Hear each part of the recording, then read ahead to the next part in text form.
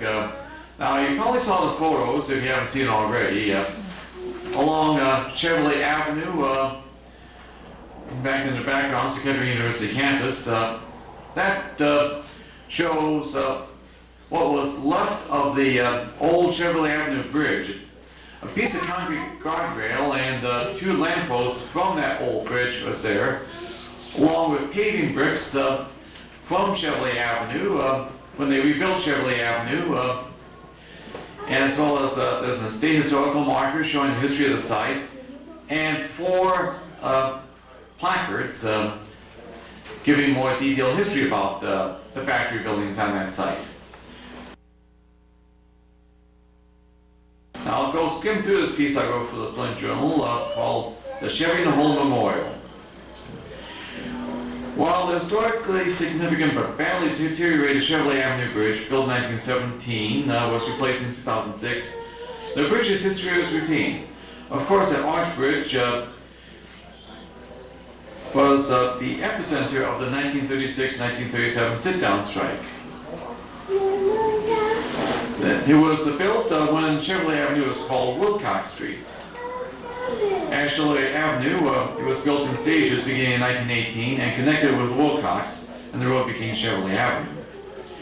While the new bridge was completed, a small portion of the old bridge along with 2 lampposts was reassembled just north of the bridge with paving bricks from both sides of Wilcox Street or Chevrolet Avenue, laid out in the same herringbone pattern as the road was originally paved, to create a memorial of both the old bridge and the immediate area's industrial history at what became Chevy in the Hole. A 3rd lamppost from the old bridge is at the Sloan Museum sit-down strike exhibit. The industrial site along the Flint River west of downtown dates back to 1865 when the Beagle, Fox and Company sawmill was established on the south side of the river. As the supply of virgin trees was depleted in the 1880s, the site was redeveloped for wagon building as the Flint Wagon Works in 1884. The company grew rapidly and by 1904 became a self-sufficient complex of factories, making not only vehicle bodies, but also the wheels and seats for the vehicles. It was the manufacturing of horse-drawn carriages that earned Flint the nickname of Vehicle City. At its peak, the Flint Wagon Works produced up to 50,000 vehicles a year. James H. Whiting, the manager of the Flint Wagon Works, you remember, that's Whiting Auditorium was named after him. He saw the motorized horseless carriage as the future and got into the business in 1903 by buying the Buick Motor Company of Detroit and moving into Flint, where a factory was built on West Kearsley Street near the Flint Wagon Works. But Buick ran into financial trouble and was purchased by Billy Durant of the rival Durant Door Carriage Company. Durant's success with Buick led to the construction of a larger factory complex on the north side in 1906 and the formation by Durant of General Motors Corporation in 1908. Durant lost control of GM in 1910 as the conservative bankers backing him were concerned about his free spending ways on questionable ventures. The Flint Wagon Works also got into the horseless carriage business by making the Whiting car from 1908 to 1910. Durant started a new venture using the Flint Wagon Works facilities and formed the Little Motor Car Company in 1911. Little became the forerunner of the Chevrolet Motor Company, which was founded in Detroit by Durant in 1911, merged with Little and took over the Flint Wagon Works factories, including the old Buick factory in 1913.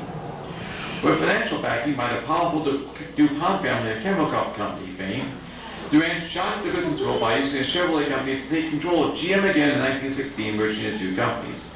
But Durant lost control of GM permanently in 1920. By 1934, the 80-acre factory complex employed 14,000 workers at 31 factories on both sides of the river. Fisher Body built Plant 2 across Chevrolet Avenue from the final assembly plant. An overhead bridge spanning Chevrolet Avenue to transport car bodies from one factory to the other became a local landmark with a 2-sided neon Chevrolet bow tie sign mounted on top. Activity started winding down in 1984 with the shutdown of Plant 4, the engine plant. 1984 also started the reorganizing of GM's manufacturing operations, making Chevrolet strictly a sales organization. When the Fisher Guy division took over the complex by 1986, the neon Chevrolet bow tie signs came down. You can still see the signs. It's over at the Big Canada Chevrolet in Fenton. In 1987, AC took over the complex, then Delphi in 1995. Unused buildings were torn down beginning in 1995, with a plan for it being the last building raised in 2004. Kettering University annexed the site north of the river and west of Chevrolet Avenue for campus expansion. 2 buildings remain. Plant 38 on Stevens Street is still operated by GM and is now Flinn Tool and Die. Plant 35 on the expanded Kettering campus was renovated and became the C.S. Mott Engineering and Science Center.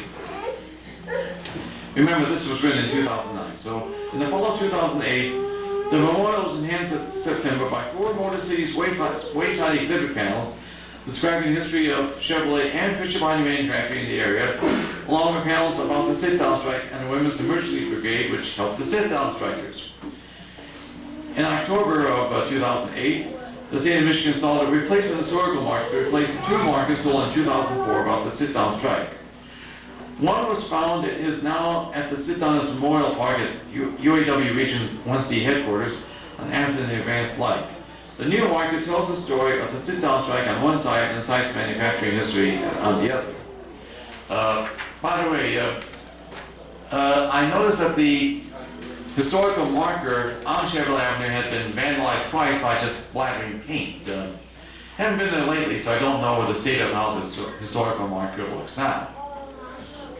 Now, as I said, I'm going to rewrite this article to update the story to talk about the planned restoration of the Chevy Knoll site south of the river. And I thank you very much.